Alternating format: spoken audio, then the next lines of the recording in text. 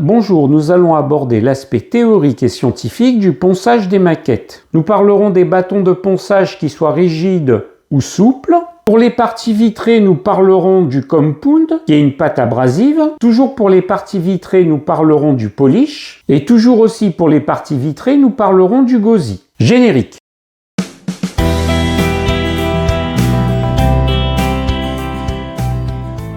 Bonjour chers amis, cette vidéo est consacrée au ponçage des maquettes et elle est la première d'une nouvelle playlist. Avant, dans les vidéos, je faisais en même temps la partie théorique, physique, chimie, etc. et la partie pratique. Afin de satisfaire tout le monde, j'ai décidé de séparer la partie théorique de la partie pratique. Du moins quand il est intéressant d'aborder la partie théorique. Donc cette vidéo est la première d'une playlist de la partie théorique. Par la suite, quand je ferai la partie pratique, il y aura des liens entre les vidéos pratiques et théoriques. Ces liens que je mettrai ultérieurement en lien ou en fin d'écran. Dans cette vidéo, on va aborder l'aspect scientifique du ponçage des parties opaques et des parties transparentes quand elles sont abîmées. On va d'abord prendre comme exemple le bâton de ponçage. Et si on le décompose, on a principalement 4 composants. On a le support qui peut être une base rigide ou semi-rigide, qui peut être du bois, du plastique, de la mousse dense ou du carton épais. Dans certains bâtons de ponçage, on peut avoir de la mousse souple ou du caoutchouc pour donner une flexibilité au bâton de ponçage dans certains cas. Ici, on peut voir un élément de ponçage dans le support et de la mousse. Pour ceux qui ont un support flexible, c'est très pratique pour conserver les arrondis des maquettes quand on ponce. Après, on a la surface abrasive qui, sans être exhaustif, peut contenir du corindon, du carbure de silicium, du grenat, de l'oxyde de cérium ou d'autres cristaux. Et évidemment, là, cela ne se voit pas. On a un agent fixateur qui peut être de l'alcool ou de la résine qui va maintenir les grains abrasifs sur le support. On ne va pas approfondir le support, mais l'agent de fixation est surtout la surface abrasive.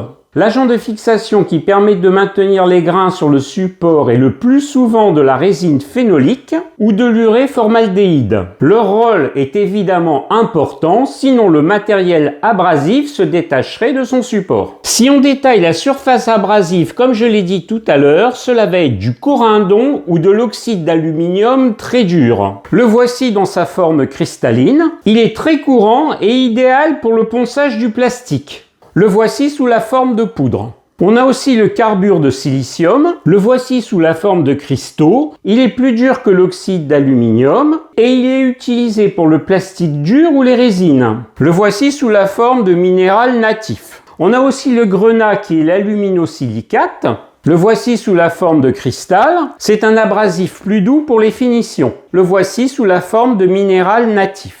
On a l'oxyde de cérium, le voici sous la forme de cristal. Il est idéal pour la finition des parties transparentes. Le voici sous la forme de poudre. Maintenant, si on prend des bâtons de ponçage de grain 80 à grain 12 000, si on va du grain 80 à 600, on va retrouver le corindon qui est l'oxyde d'aluminium, du carbure de silicium et l'aluminosilicate qui est le grenat. Du grain 800 au grain 2000, on va retrouver de l'oxyde d'aluminium fin et du carbure de silicium fin. Du grain 3000 au grain 12000, on va retrouver de l'oxyde d'aluminium extra fin, du carbure de silicium ultra fin et de l'oxyde de cérium. Et là, vous vous rendez compte que quelle que soit la nature du cristal, on peut avoir du fin, de l'ultra fin, de l'extra fin. Si je prends l'exemple de l'oxyde d'aluminium appelé aussi corindon, on peut le broyer plus ou moins finement. Et donc cela va donner de l'oxyde d'aluminium fin ou de l'oxyde d'aluminium extra fin. Ce qui explique que l'oxyde d'aluminium est retrouvé dans tous les bâtons de ponçage, quel que soit leur grain, de 80 à 12 000. Tout dépend du broyage. Comme vous le constatez sur ces bâtons de ponçage, au grain 80, on a de l'oxyde d'aluminium qui a été broyé. Mais sur le bâton de ponçage de grain 3000, on a aussi de l'oxyde d'aluminium, mais qui a été très finement broyé. Mais il n'y a pas que la taille du cristal, il y a aussi la nature du cristal qui joue, comme je l'ai dit plus haut. En effet, chaque cristal a une forme qui va donner une forme différente des grains.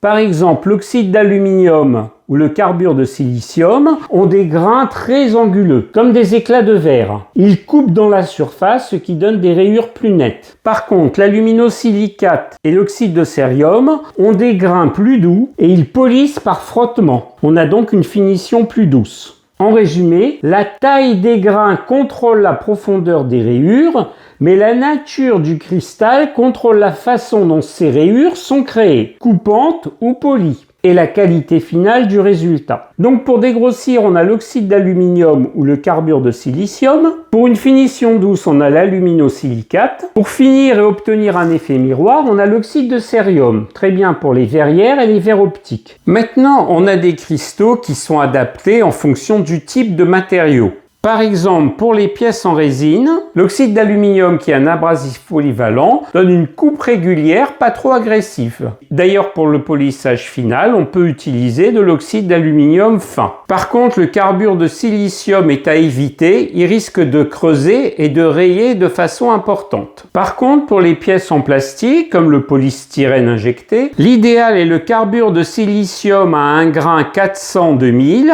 pour dégrossir. Et la finition se fait plutôt à l'oxyde d'aluminium.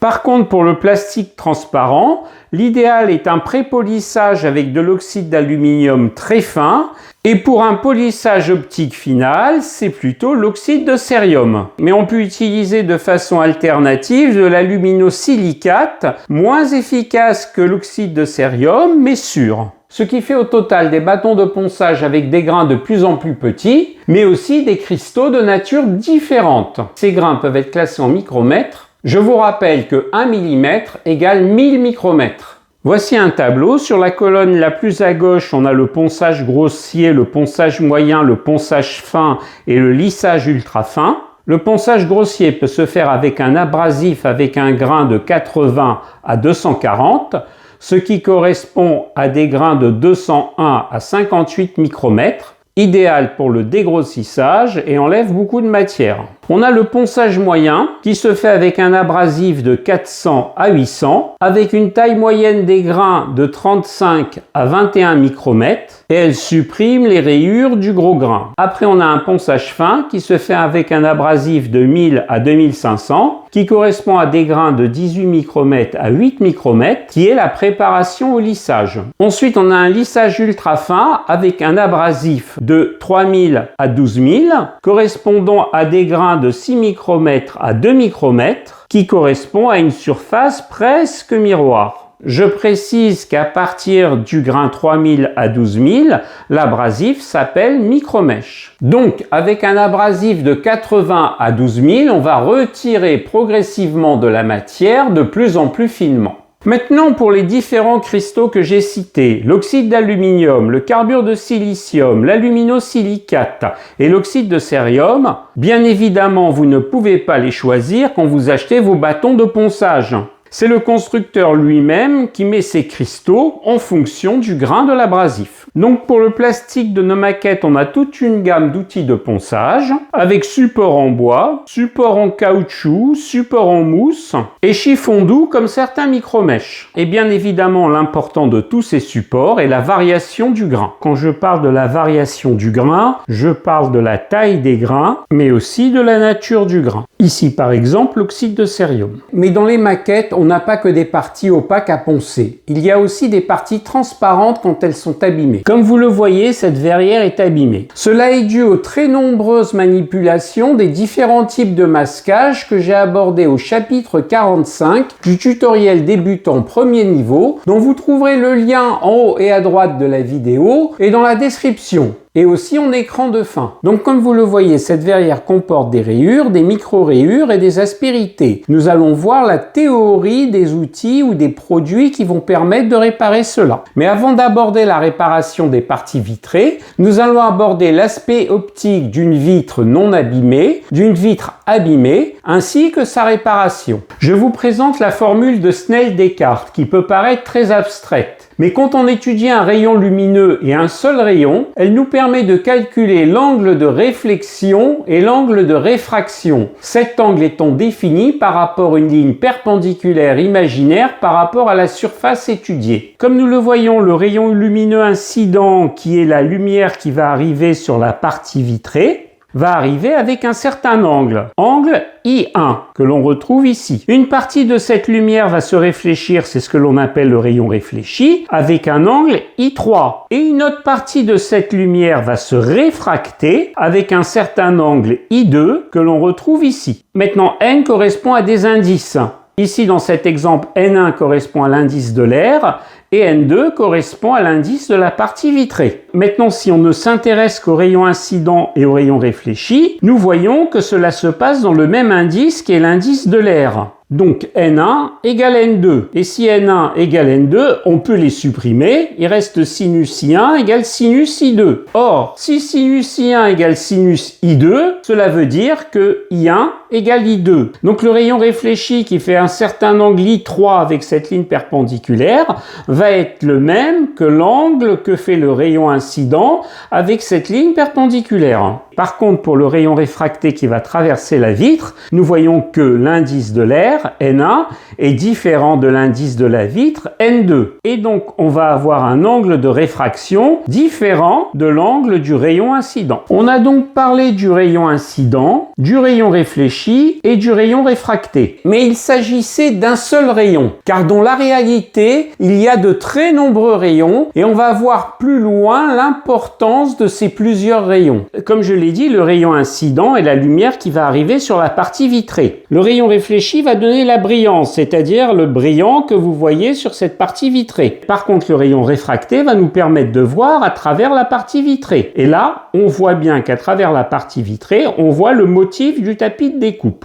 Donc si on revient à notre schéma, le rayon réfléchi va donner ce qui correspond à la brillance de notre vitre et le rayon réfracté va correspondre à la transparence de notre vitre, c'est-à-dire ce qui permet de voir à travers la vitre. Donc la réparation de la vitre va donner brillance et transparence. Mais maintenant on va s'attacher à expliquer comment retrouver la transparence de la vitre en éliminant les défauts. Et donc on va se focaliser sur le rayon incident et le rayon réfracté. Comme je l'ai dit précédemment, dans l'exemple de la loi de Snell-Descartes, je n'ai pris qu'un seul rayon. Mais dans la réalité, il y a plusieurs rayons. Et pour voir à travers la vitre, il faut que les rayons incidents et réfractés soient dans une même direction. C'est ce que l'on appelle la réflexion spéculaire, c'est-à-dire parallèle. Dans ce cas-là, les rayons réfractés sont tous parallèles et on va pouvoir voir à travers la vitre. Comme ici par exemple. Mais comme vous le voyez ici, il y a des défauts. Une partie de la vitre paraît opaque. C'est ce que l'on appelle la réflexion diffuse ou lambertienne. C'est-à-dire que ces défauts correspondent à des irrégularités sur la vitre, et même si les rayons incidents sont parallèles, les défauts vont faire que les rayons réfractés vont se diffuser, et donc ils ne vont plus être parallèles entre eux. Et donc ces rayons qui vont s'éparpiller en se réfractant vont donner cet aspect de défaut, c'est-à-dire cet aspect un peu opaque à la vitre. Maintenant, pour corriger ces défauts, vous allez poncer et créer encore plus d'irrégularités. Et les rayons réfractés vont diffuser dans tous les sens et votre vitre va devenir cette fois-ci opaque. Comme vous le voyez en ponçant, il y a plein d'irrégularités et donc les rayons réfractés vont diffuser dans tous les sens. Et là, la vitre est opaque. Voilà une grappe de la partie vitrée d'une maquette.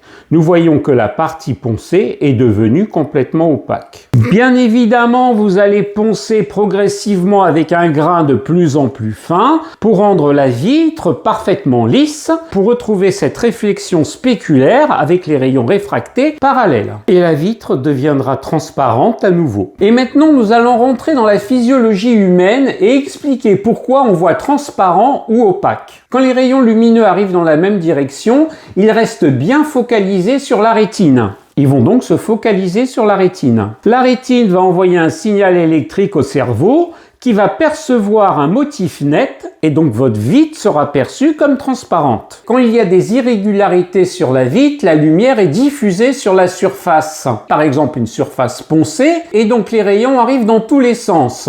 Et le cerveau va recevoir un motif brouillé sans contour précis. Il va tenter cette fois-ci de reconstruire une image tant bien que mal, mais cette fois-ci les informations sont désorganisées. Il ne trouve pas donc de contour clair et il va interpréter cela comme de l'opacité et donc on a la sensation que l'objet est flou, opaque et même mat. En aparté et pour la réflexion, c'est comme cela que votre cerveau fait la différence entre une peinture brillante qui est lisse et une peinture mate qui a une surface irrégulière, d'un point de vue microscopique évidemment. Mais dans notre cas où on ne peut pas voir à travers la vitre, il s'agit bien de la réfraction et non de la réflexion. Je ferme cette parenthèse sur cet exemple de réflexion et on va retourner à notre réfraction. Voici l'exemple d'une piscine. La surface n'est pas trouble et on peut voir à travers les marches de la piscine.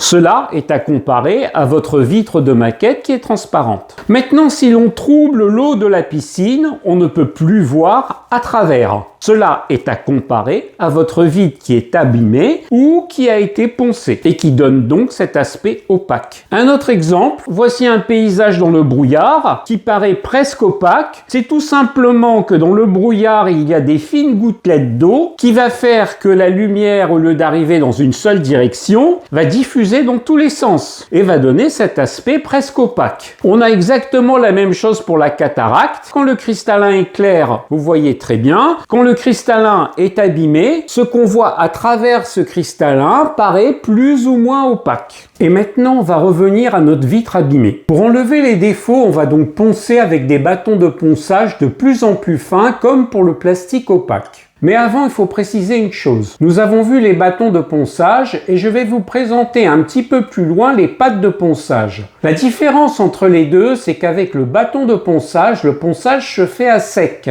alors qu'avec la pâte de ponçage, le ponçage se fait en milieu humide. Donc pour les bâtons de ponçage, vous n'avez pas de milieu humide. Nous allons donc compenser cela en ponçant avec de l'eau. Maintenant, pourquoi avec le bâton de ponçage, le ponçage à sec est déconseillé et qu'il est préférable de poncer avec de l'eau, en particulier pour les vitres transparentes? En premier lieu, pour éviter la surchauffe. Effectivement, en ponçant à sec, la friction chauffe le plastique et le plastique peut se ramollir, fondre ou se déformer et ça donne des créations de taches blanches ou d'ondulations. Donc l'eau va agir comme refroidissant. Deuxièmement, ça sert à évacuer les poussières. À sec, les microparticules de plastique s'accumulent entre le grain et la surface. Ça bouche l'abrasif et il raye au lieu de lisser. Avec de l'eau, la boue abrasive s'évacue et le ponçage est plus régulier. Troisième point, il réduit les micro-rayures. L'eau forme un film lubrifiant. Les grains abrasifs coupent plus proprement sans arracher. Les rayures sont plus fines et plus faciles à polir ensuite. Et quatrième point,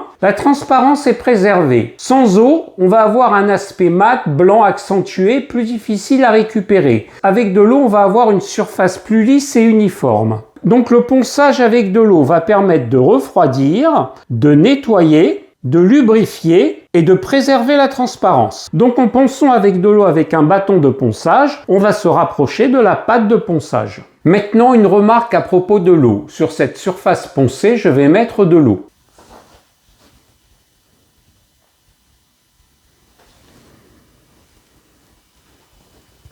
Et comme vous le voyez, la surface est devenue plus transparente. À quoi cela est dû? Rappelez-vous, je vous avais dit que si ici on considérait l'indice de l'air et ici l'indice du plastique transparent, les rayons incidents et les rayons réfractés se faisaient avec un certain angle. Mais comme il y avait plusieurs rayons, les rayons réfractés avaient tous la même direction et c'est comme ça que vous pouviez voir à travers. Et quand il y avait une irrégularité sur le plastique, les rayons étaient déviés dans des sens qui n'avaient pas la même direction. Et c'est comme ça qu'on voyait le défaut sur votre verrière.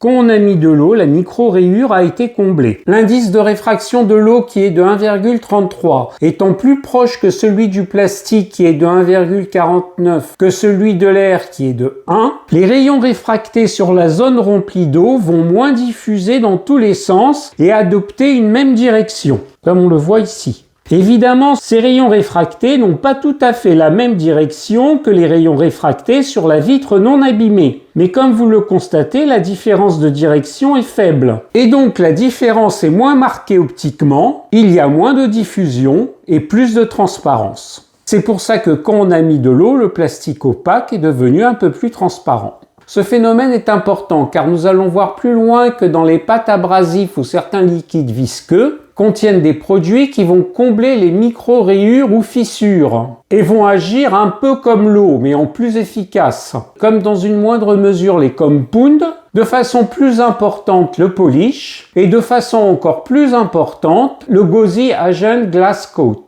Mais nous verrons cela plus loin. Maintenant, on va aborder le compound, qui au contraire du bâton de ponçage, est une pâte qui contient des grains abrasifs très fins. Normalement, le dernier bâton de ponçage est fait avec un bâton de ponçage de grain 12000, qui correspond à des cristaux de 2 micromètres. Pour les parties vitrées, on va continuer avec des grains encore plus fins, mais il va falloir faire attention à la nature du compound et de sa marque. Donc ici, nous voyons que le dernier ponçage est fait avec un bâton de ponçage de grain 12000 correspondant à des cristaux de 2 micromètres. On peut prendre divers pâtes de ponçage. Par exemple, si vous achetez le compound Menzerna Supercut 300, ou le compound 3M Perfect X Extra Cut, nous voyons que cela correspond à des cristaux de 10 micromètres, alors qu'avec le dernier bâton de ponçage, on était avec des cristaux de 2 micromètres seulement. Donc voilà les irrégularités sur votre partie vitrée d'un point de vue microscopique.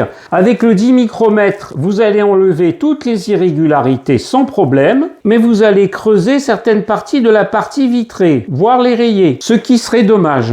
Maintenant, si vous craignez cela, vous pouvez acheter de l'autosol Metal Polish. Ce compound correspond à des cristaux de 0,1 à 0,05 micromètres. Donc le dernier bâton de ponçage est fait avec des grains de 2 micromètres, et avec le Metal Polish, on passerait directement de 2 micromètres à 0,1 à 0,05 micromètres. La variation sera trop brutale, et quel sera l'inconvénient? Comme je vous l'ai dit, voilà de façon microscopique les irrégularités qui restent sur votre verrière. Voilà par exemple des grandes irrégularités, mais si vous voulez les poncer avec du compound Metal Polish avec des grains de 0,1 à 0,05 micromètres, vous allez mettre beaucoup de temps pour poncer les plus grandes irrégularités. Donc ce n'est pas le bon choix. Maintenant, vous pouvez acheter du Menzerna Final Finish 3000 ou du 3M Ultra Fine, dont on trouve des cristaux de 0,3 à 0,2 micromètres. Comme on le voit, c'est un peu mieux que le Metal Polish, puisqu'on passerait de 2 micromètres à presque 0,2-0,3 micromètres. Donc vous allez poncer de façon un peu plus rapidement les plus grosses irrégularités, mais on passe quand même de 2 micromètres à 0,2-0,3 micromètres. Le passage est moins brutal qu'avec le Metal Polish, mais vous allez quand même mettre du temps à poncer les grosses irrégularités. Tamiya propose une variété de compounds intéressants, et je vais vous dire pourquoi. Il y a le Coarse, le Fine et le Finish. Effectivement, le Tamiya Coarse propose des cristaux de 1 micromètre. Et là, comme vous voyez, du bâton de ponçage de grain 12000 à 2 micromètres, on va passer progressivement à des cristaux de 1 micromètre avec le Tamiya Coarse.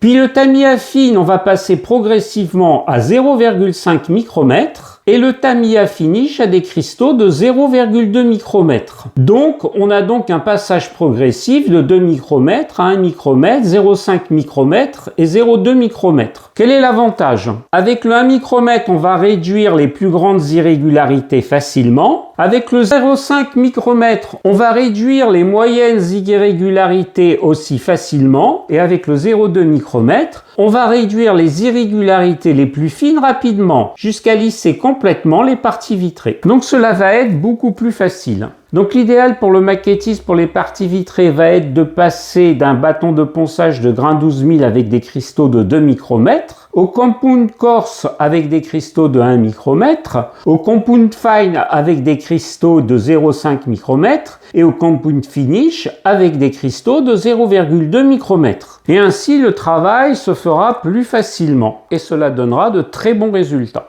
Donc l'idéal est de poncer avec des grains de plus en plus petits de façon progressive. Ni brutal car ça creuserait le plastique, ni trop fin car vous mettrez beaucoup de temps à poncer les grandes irrégularités. Avant d'aller plus loin, il faut préciser pourquoi ces compounds sont des pâtes. Dans un bâton abrasif, les cristaux doivent être assez gros pour tenir mécaniquement dans la résine qui sert de colle qui les fixe. Si on descendait en dessous de 2 micromètres, la colle les engloutirait et ils ne travailleraient plus. Dans une pâte à polir, les grains sont en suspension dans un liant pâteux. Huile, cire, eau, silicone, résine molle. Ici, il n'y a pas de problème de fixation. Même les cristaux les plus petits, inférieurs à 0,2 micromètres, restent en suspension et peuvent agir. Et donc, en conclusion, on peut utiliser ces abrasifs beaucoup plus fins qui ne seraient pas exploitables sur un papier. Maintenant, comme pour les bâtons de ponçage, nous allons analyser les cristaux des pâtes de ponçage. Dans le compound coarse, fine et finish,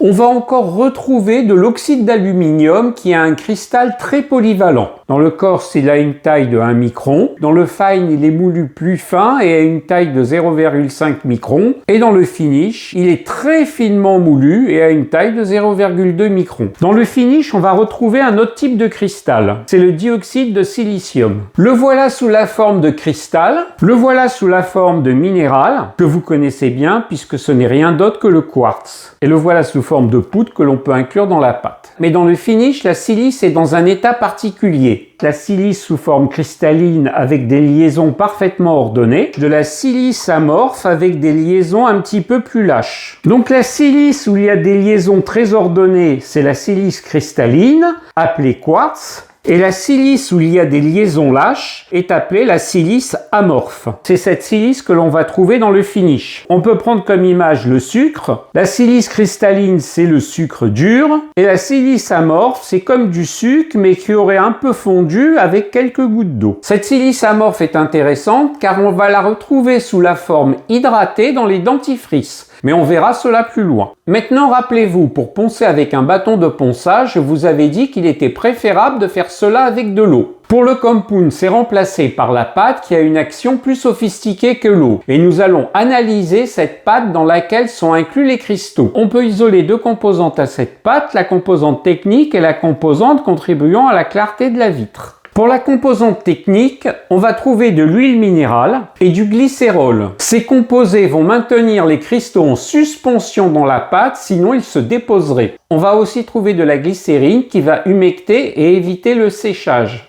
On va trouver des alcools gras étoxylés qui vont jouer le rôle de tensioactifs. La tensioactivité a été abordée au chapitre 37 du tutoriel débutant premier niveau dont vous trouverez le lien en haut et à droite de la vidéo ou dans la description. On avait pris comme exemple une goutte d'eau sur une poêle en téflon qui s'étale quand on rajoute du liquide vaisselle qui est tensioactif. Donc ces alcools gras étoxylés améliorent l'étalement du produit et par conséquent évitent l'agglomération des cristaux. On a aussi un conservateur qui est le méthylparabène qui est un agent anti-moisissure. Maintenant, on va aborder la composante qui va contribuer à la clarté de la vitre. On va trouver de la résine acrylique. Ici, on a comme exemple le polyméthacrylate de méthyle, qui n'est rien d'autre que la résine acrylique que l'on retrouve aussi dans les peintures acryliques. Son rôle est de combler les microfissures. Son indice étant très proche de celui du plastique, donc meilleur que l'eau, comme on a vu tout à l'heure. On a aussi le polydiméthylsiloxane qui va former un film lisse transparent. Donc votre vitre va apparaître optiquement lisse et va être brillante. On trouve aussi de la paraffine fine qui va former un film brillant superficiel. Donc par rapport au bâton de ponçage, les compounds ont des grains beaucoup plus fins, mais ont en plus une action chimique sur la clarté de la vitre. Donc pour le moment, on a vu les bâtons de ponçage avec lesquels on enlève, et on a vu le compound avec lequel on affine. Maintenant, je reviens à notre dentifrice. Certains maquettistes utilisent comme compound du dentifrice. On ne va pas s'intéresser à la pâte du dentifrice, mais aux cristaux qu'il contient. On va retrouver de l'oxyde de silicium sous sa forme amorphe, comme le compound finish ou comme le polish. Mais comme tous les produits de soins personnels comme le dentifrice, cette silice amorphe est hydratée, donc elle contient de l'eau. On va trouver aussi du carbonate de calcium. Le voici sous sa forme de cristal.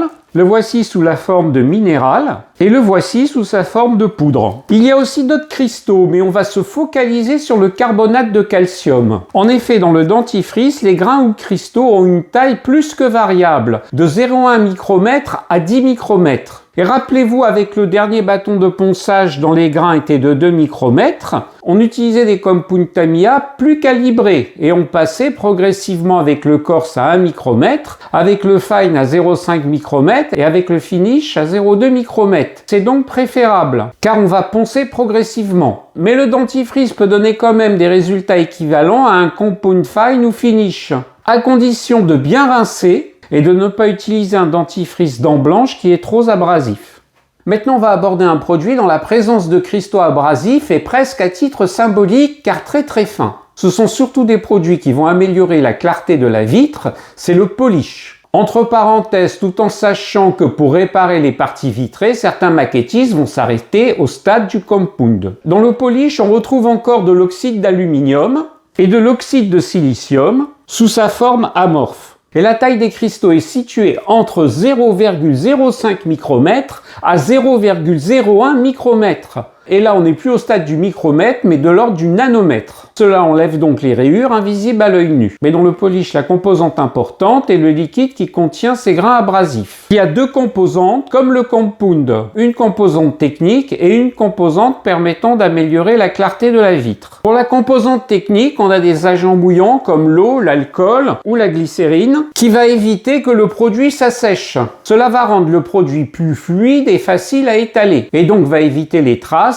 et aider les abrasifs à glisser sans rayer. On trouve aussi des agents tensioactifs correspondant à des savons doux, comme des dérivés sulfatés. Ici, le sodium lauryl sulfate. Ce sont les mêmes dérivés sulfatés que l'on retrouve dans le shampoing. Il suffit de regarder la notice. Et on voit bien qu'en première ligne, il y a des dérivés sulfatés. Cela va permettre de nettoyer la surface et éliminer les résidus de poussière et de graisse pour un rendu parfaitement clair. On va retrouver aussi des agents conservateurs pour préserver le produit et éviter qu'il ne rancisse ou se dégrade dans le pot. Pour la composante qui contribue à la clarté de la vitre, on a des agents lustrants, comme des polymères acryliques, ici le polyméthacrylate de méthyle, que l'on retrouve aussi dans les peintures acryliques, et le carnauba.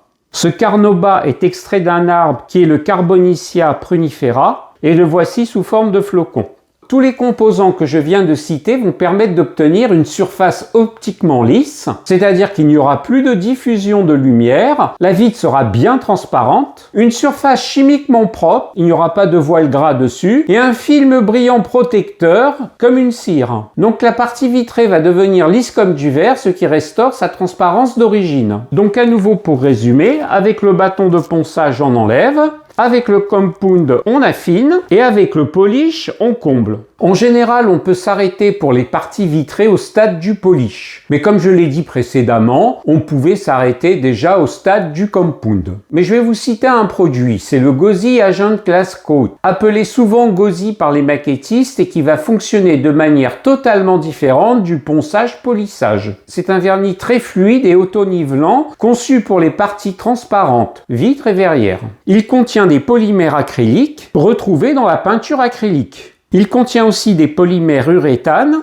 que l'on retrouve dans certains apprêts Vallejo et dans les maquettes en résine. Lorsque l'on va plonger une verrière abîmée dans le Gauzy, il va remplir tous les micro-rayures et les micro-creux. Et comme son indice de réfraction N est proche du plastique, la lumière n'est plus déviée. Rappelez-vous de la formule que j'avais dit vers le début de cette vidéo, qui est la formule de Snell-Descartes. N1 sinus I1 est égal à N2 sinus I2. N1 par exemple étant l'indice de l'air et N2 l'indice du plastique. Donc quand la vitre n'est pas abîmée, tous les rayons lumineux qui arrivent vers la vitre ont des rayons réfractés qui ont tous le même angle. Ou plus simplement, tous les rayons réfractés sont tous dans la même direction et sont donc parallèles. Et c'est ça qui vous permet de voir la transparence de la vitre. Quand la vitre est abîmée en partie, les rayons diffusent, c'est-à-dire qu'ils n'ont plus la même direction. Et la vitre, en certains points, est opaque, comme ici.